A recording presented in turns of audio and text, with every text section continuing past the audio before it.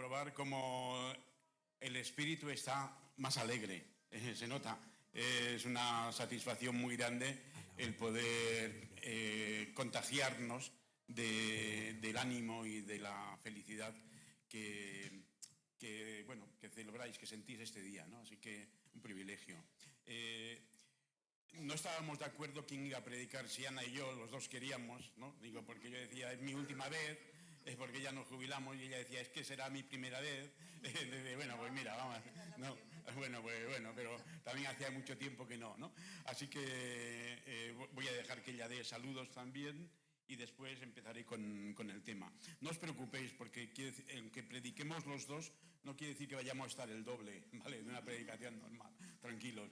Así que creemos que lo que traemos es algo muy adecuado para el tiempo en el que estamos, en el que estáis, de crecimiento y también para el día de hoy. Buenos días a todos. Pues la verdad es una alegría poder estar aquí, haber podido llegar hasta aquí, pero sobre todo ver que el Señor es fiel y damos muchísimas gracias, pues que en estos últimos años el Señor ha traído aquí a Lain y Yuli, que nos parece un milagro, pero bueno, el Señor siempre hace milagros y provee. Y pensaba en los pastores, no los que queremos, pero los que necesita la Iglesia. Y damos muchas gracias por vuestra invitación y poder despedirnos también de estas regiones en el norte. Así es, los que no sepáis, nos jubilamos dentro de 2 meses, exactamente. Y en este tiempo, pues siempre pensamos, Señor, ¿para qué nos has traído tan lejos? Lejos de la familia, lejos de nuestros amigos, de nuestra residencia. Y entonces cuando vemos pues el efecto, cómo el Señor nos ha usado también en relación a vosotros, ¿no? Y que ya pertenecemos a la historia, ¿no? Estamos ahí en las fotos, y de bueno, pues en algo hemos contribuido, ¿no? Y en este día, en un día en el que recordamos o recordáis pues que vais añadiendo años, vais creciendo, en un momento también donde ya está lleno, ¿no? Estamos orando también por vosotros los jueves, porque sabemos del problema de espacio que está generando el ánimo, el avivamiento, ¿no? Pues la verdad que es un gozo el comprobar cómo el Señor provee pastores conforme a su voluntad y también que le aman. Estamos muy contentos, de verdad. Vemos que tanto Yuli como Alain, hablando coloquialmente, son una caña, ¿no? Son una caña. Y nosotros oramos también ahora que el Señor provea para Sarrico, pues también pastores, ¿no? Conforme a su voluntad y a su corazón. El caso es que nos gustaría compartir, hablar de vosotros acerca del crecimiento, porque estáis creciendo. Pero en el crecimiento hay que tener hay que considerar algunos aspectos, ¿no? Y vamos a dividirnos en 2 partes. Yo voy a hablar acerca de cómo Pablo anima a los efesios a crecer, ¿no? Pablo escribe en Efesios capítulo, toda la epístola a los efesios, unos años después de que él había fundado la iglesia. Había dejado ahí un buen equipo. Habían pasado unos años y precisamente él ahora estaba en prisión y les escribe una carta porque la iglesia está creciendo en plena ebullición y están apareciendo los primeros problemas, ¿no? Y conflictos. Conflictos de dentro, conflictos de fuera, etcétera, etcétera. Pero les da unos consejos, unas pautas que son muy pastorales. Y eso lo encontramos en Efesios 4, 15 y 16. Efesios 4, 15 y 16, Pablo les dice a los efesios, sino que siguiendo la verdad en amor, crezcamos en todo en aquel que es la cabeza, esto es Cristo, de quien todo el cuerpo, bien concertado y unido entre sí por todas las coyunturas que se ayudan mutuamente según la actividad propia de cada miembro, recibe su crecimiento para ir edificándose en amor. En amor. porque la epístola habla acerca del amor. La epístola a los Efesios en 19 ocasiones, nada menos, está hablando acerca de que se amen, les está recomendando. Y es que ya habían aparecido conflictos. Éfeso, como una ciudad pues, del Imperio Romano, como muchas otras donde se empezó iglesia, había judíos y había extranjeros, gentiles. Entonces las comunidades estaban formadas por personas de un trasfondo cultural muy diferente. Y eso, creciendo, hacía necesario que ese crecimiento estuviese marcado por la unidad y el amor, pero también por estos principios o estos valores que aquí Pablo dice, la verdad, ¿no? No solamente crecer en número es importante, sino que ese crecimiento sea en la verdad, encontrarse con todo viento de doctrinas y de modas que ya había en aquella época.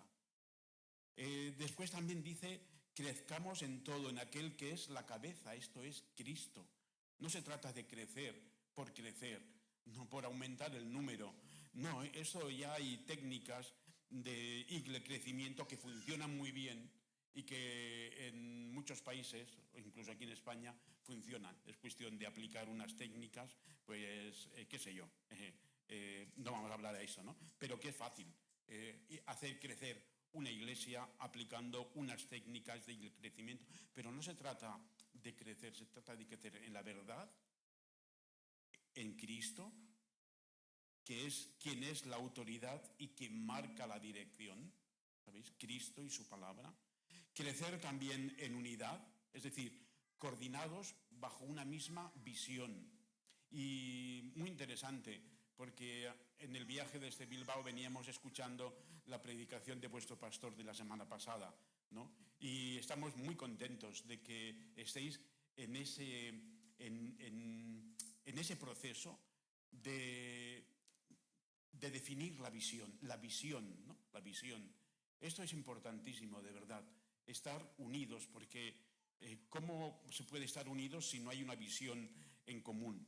Y ahí creo que el Señor os va a ayudar y os va también a demostrar que su visión es fácil de cuando un pueblo se pone a buscarlo a él, ¿no?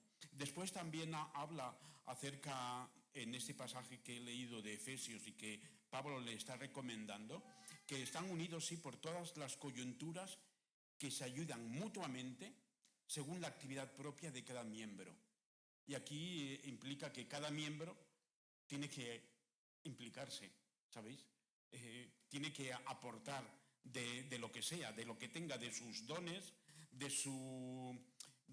también de su iniciativa propia, de ponerse a disposición de la iglesia, de los pastores, del gobierno de la iglesia, pues para contribuir, ¿no?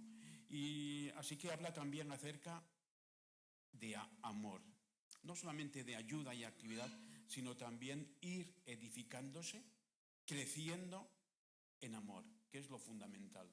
¿Sabéis? Si no hay amor, los dones no sirven absolutamente para nada. Si no hay amor, la visión, por muy definida que esté, por muy completa, por muy bíblica, no sirve para nada, porque el amor tiene que estar incluido ahí en esa visión, ¿no? Por lo tanto, puede parecer que todo esto que recomienda Pablo a los Efesios es algo extremadamente difícil y realmente dice, bueno, es que la iglesia perfecta no existe, ¿no? Siempre vamos a tener algo que aprender, pero ahí están las pautas, ahí están unos consejos que Pablo da a la iglesia de Éfeso, concretamente a otras iglesias, les añade o disminuye en cuanto a consejos, o son diferentes, pero el amor es algo fundamental. Así que dice, puede ser muy difícil, pero el Señor no nos mandaría nada que no pudiéramos cumplir o que proveyese recursos. Humanamente puede ser muy difícil, pero el Señor nos ha dado recursos, ha dejado el Espíritu Santo, ¿no? Y entre esos recursos está la oración. Y veíamos también cómo estáis creciendo en oración.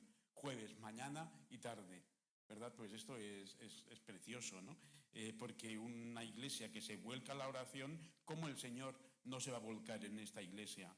Una vida cimentada en la oración y en los valores del reino tiene que estar considerando ese recurso que Jesús dejó a sus discípulos cuando la iglesia todavía no se había formado, estaba ahí en la semilla, cuando él estaba siendo discipulando a sus discípulos, ¿no? Enseñándoles, preparándoles y dándoles un recurso, el Padre Nuestro, ¿sabéis?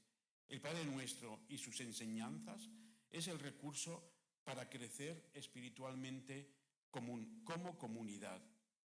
Jesús ha encargado esto a sus discípulos, así que es una oración que no debemos como de ignorar o pasar por alto, porque los que venimos del catolicismo la hemos repetido hasta la saciedad, de memoria, ¿sabes? Que ya sin pensar, pero en realidad cuando piensas que ha sido una oración modelo de Jesús a sus discípulos, es como para decir, bueno, pues esto hay que desgranarlo y hay que considerarlo, y aunque lo sepamos de memoria, que está muy bien, pero también hay que asimilarlo, ¿no? Y entonces ahí es donde Ana nos va a guiar en cuanto a ese recurso que el Señor nos ha provisto a través del Padre Nuestro para crecer.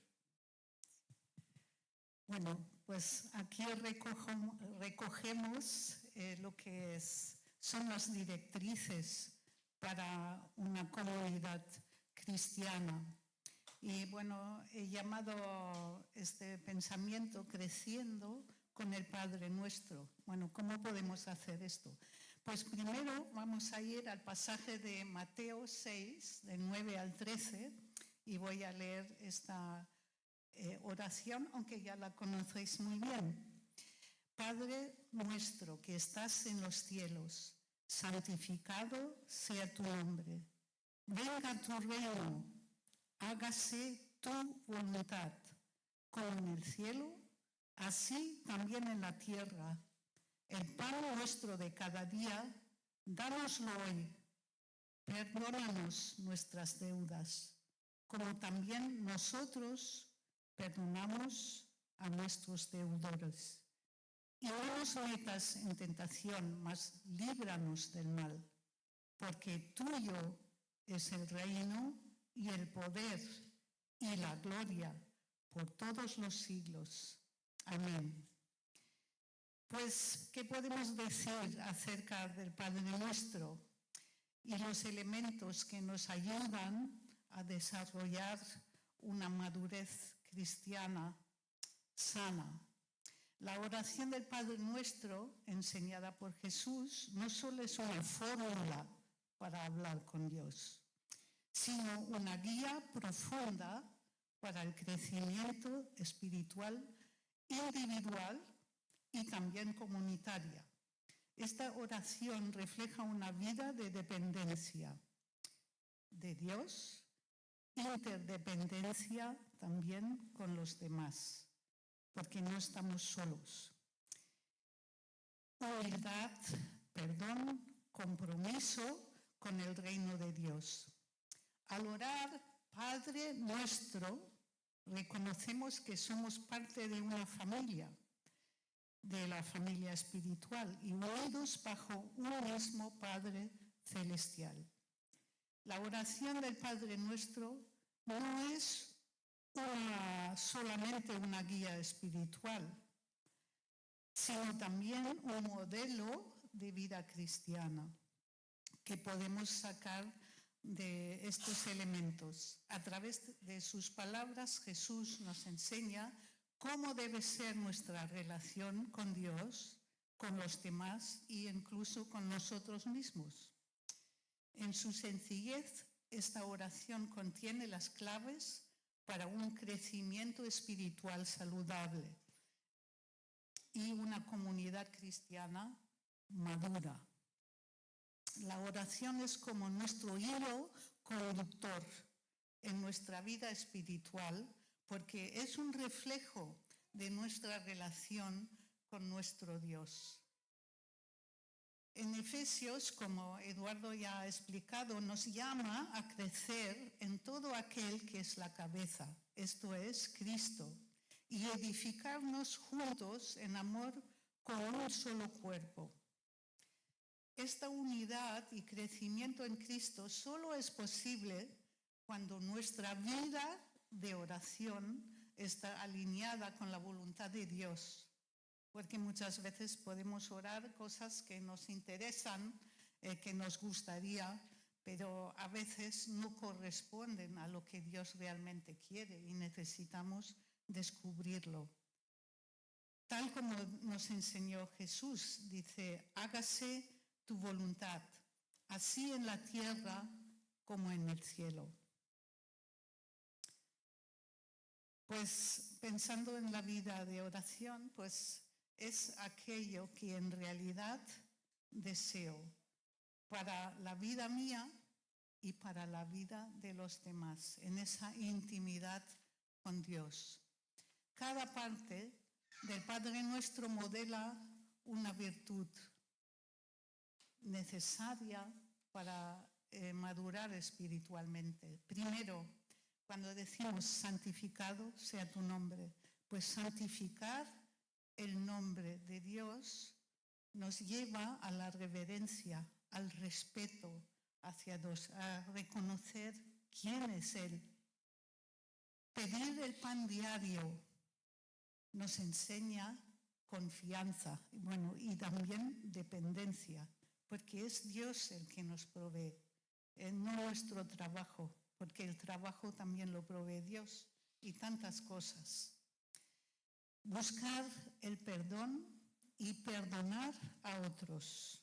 Esto es un asunto difícil, porque a veces cuando nos han herido, eso lo guardamos allí dentro, pero eso nos entrena en humildad y amor, porque Dios nos examina y también pedimos a Dios que nos examine.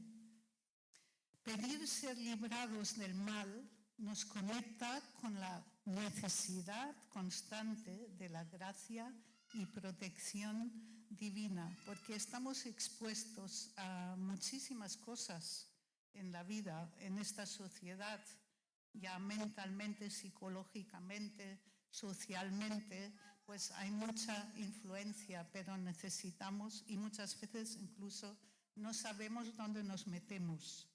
Pero por eso precisamente necesitamos pedir al Señor todo esto.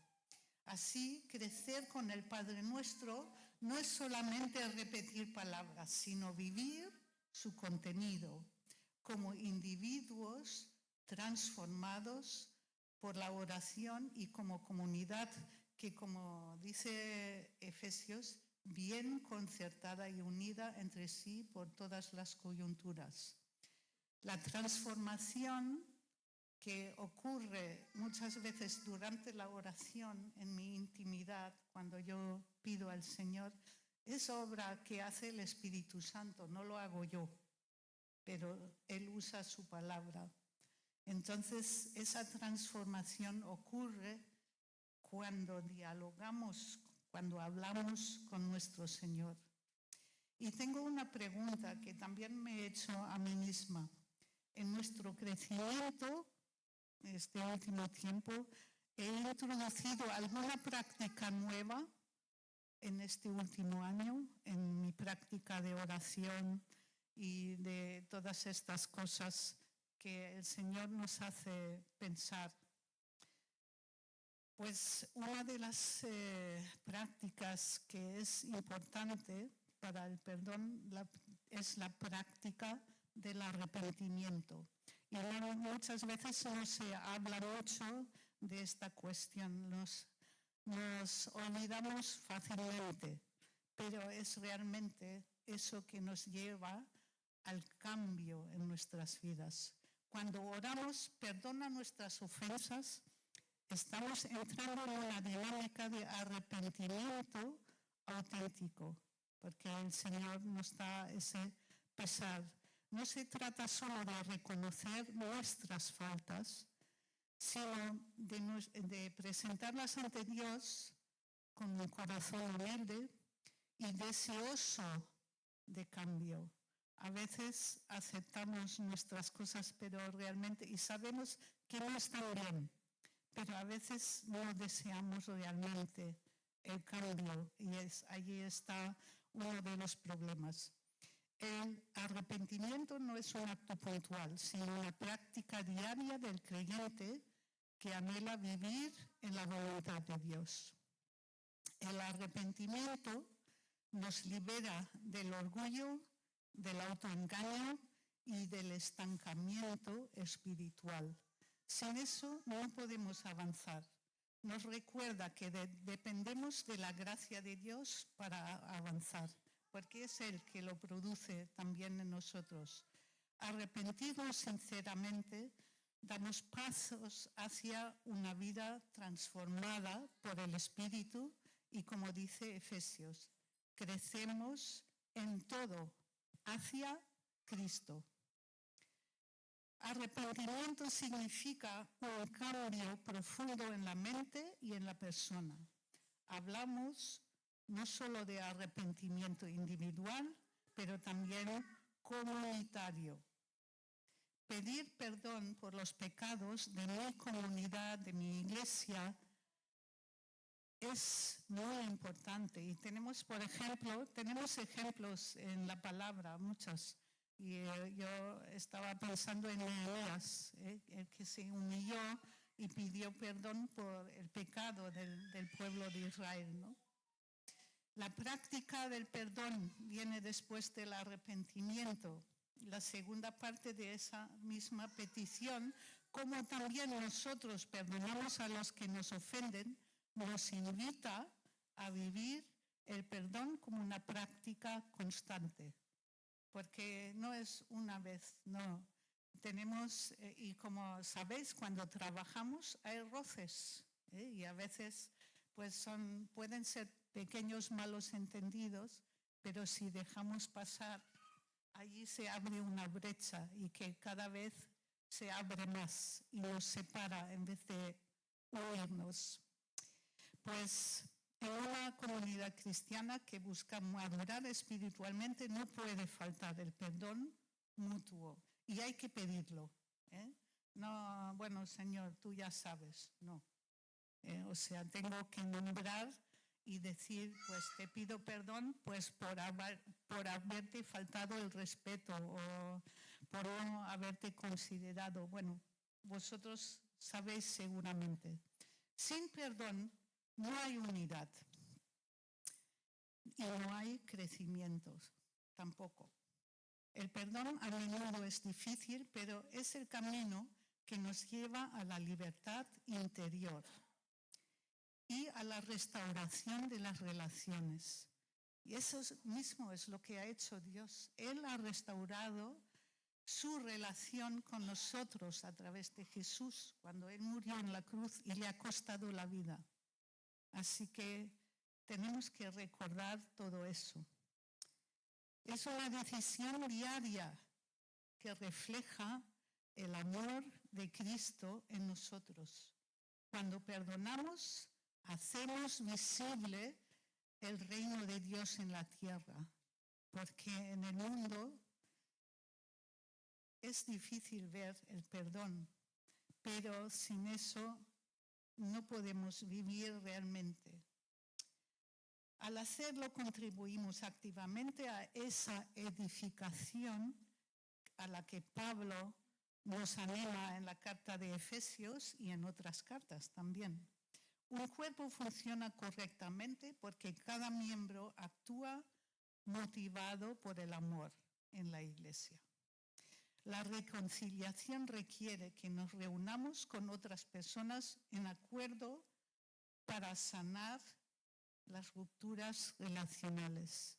En la oración nos liberamos del doloroso yugo del conflicto.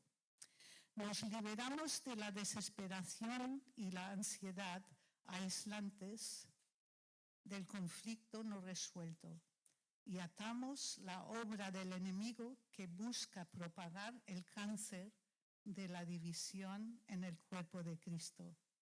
Atamos las heridas de los quebrantados del corazón a través de la oración. Estas últimas palabras no son mías, sino de un devocional que sigo que se llama Lectio 365 y la verdad me habla mucho estas oraciones, lo recomiendo. Bueno, pues ahora vuelvo a pasar la palabra a Eduardo.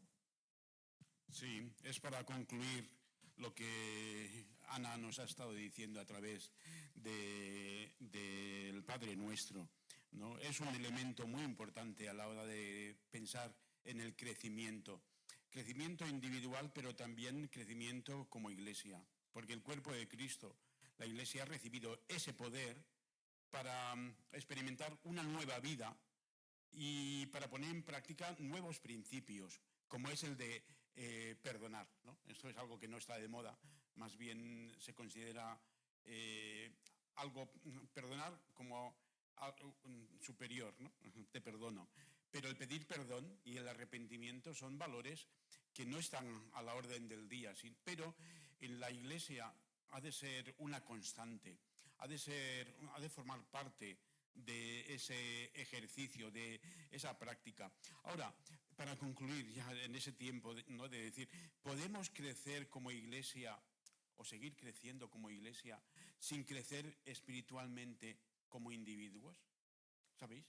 Podemos crecer numéricamente, ¿no? Como decía al principio, hay técnicas, pero ese es el propósito. Eso no es lo que está diciendo Pablo, ni el propósito que tenía Jesús para su iglesia, cuando dice, quiero que llevéis mucho fruto, no cualquier fruto, mucho fruto, pero lo conseguiréis si permanecéis conmigo. Bueno, pues debemos de crecer individualmente y tenemos la responsabilidad de cooperar con la gracia de Dios, porque es una gracia de Dios en el Espíritu, y nosotros nos toca como ser responsables de cooperar para seguir creciendo, porque, ¿sabéis? Dios no nos va a obligar a eso, sino que hay que poner de nuestra parte, debe partir de nosotros. Y ahí nos damos cuenta que cuando queremos, ¿sabéis? Cuando queremos responder a su palabra, nos damos cuenta de que hay como dificultades en cuanto a nuestros deseos, en cuanto a nuestras prioridades, en cuanto a nuestro tiempo, ¿sabéis? Porque estamos condicionados al tiempo, a la prisa. Y hermanos y hermanas, ¿vosotros veis algún pasaje en la Escritura donde Jesús tenía prisa? No, ¿verdad? Incluso cuando venían Jairo, ¿no?, con su hija, la pobre niñita estaba muriéndose en agonía, él venía y Jesús dice, tranquilo, vamos a atender a esta mujer que me ha tocado el manto y no sé qué le pasa, ¿sabéis? Entonces, pero la prisa, como decía Lutero, no es del diablo, no, es que es el diablo, ¿sabéis? Él lo tenía muy claro ya en la Edad Media, ¿no? Y cuánto más nosotros ahora que estamos tan condicionados, siempre trabajando, siempre cansados, siempre con prisa. Entonces, hermanos, la prisa, el diablo se disfraza de prisa y eso debemos desenmascararlo, ¿sabéis? Así que la prisa es nuestro mayor enemigo a la hora de querer crecer en espiritualidad, de crecer en nuestra relación con Dios, en nuestra relación con la iglesia, sino solamente consultar vuestro horario. ¿Qué es lo que impide que vosotros estéis más volcados en la iglesia o en vuestra devoción? La prisa, el tiempo, ¿no? Pues se trata de ir recortando, de ver qué es lo que no contribuye a la eternidad, ¿no? Pues bueno, es necesario hacer comunidad, seguir formando parte de la asistencia, asistir, consagrarse en cuanto al servicio, económicamente también. Ahí vemos también un condicionante muy importante que a veces cuesta, ¿no?, de darse cuenta de que también tiene una repercusión en cuanto a nuestra economía, en nuestro estilo de vida, nuestro nivel de vida, contribuir también a estar unidos. Así que crecemos con el Padre Nuestro, como decía Ana, no solamente cuando lo recitamos, sino cuando lo vivimos con el corazón abierto. ¿sabéis? Dejando que el Señor intervenga. Así que aprendemos a reconocer a Dios como Padre y fuente de todo bien. Aprendemos a buscar su voluntad por encima de la nuestra. Hágase tu voluntad. En su palabra, en los hermanos, en los pastores, ¿no? Aprendemos a confiar en su provisión diaria sin angustias, sin prisas. El pan diario ya nos vendrá, ¿no? ¿En quién estamos poniendo nuestras esperanzas? Aprendemos también a arrepentirnos con sinceridad, a pedir perdón, a perdonar como hemos sido perdonados, a reconciliarnos como hemos sido reconciliados con Dios a través de Cristo, a clamar por protección y firmeza frente al enemigo, a ser conscientes de nuestra vulnerabilidad moral, porque no somos superhéroes, sino que somos muy vulnerables ante la tentación del enemigo. Así que una comunidad que ora y vive el Padre Nuestro es edificada por obra del Espíritu Santo irremediablemente. Por eso, hermanos y hermanas, de verdad, felicidades por estos 18 años. Qué gozo ver cómo algunos todavía viven, ¿no? Vivís, ¿no? Y podéis estar orgullosos, contentos, para la gloria de Dios, ¿verdad? Para la gloria de Dios, pero a seguir sumando años, ¿no? Y ver cómo estáis llevando mucho fruto, pues que el Señor os siga ayudando. De verdad, vamos a estar orando desde Cataluña y vamos a seguir rastreando también cómo va vuestro crecimiento. Y bueno, pues estamos muy contentos de poder estar aquí y despedirnos hasta que el Señor quiera, ¿sabéis? Así que el Señor os bendiga. Ana, no sé si tú quieres orar o decir algo y orar para despedirnos del sermón. Sí. Vamos a orar. Padre Celestial, te damos muchas gracias por tu gran amor que tú has mostrado en Jesús. Gracias porque tú estuviste dispuesto a desprenderte de lo más querido, de tu propio Hijo, para que muriese por nosotros, también para que resucitase, para que pudiésemos tener un nuevo comienzo, para que pudiésemos tener esa relación contigo, Señor, lo más importante en nuestras vidas.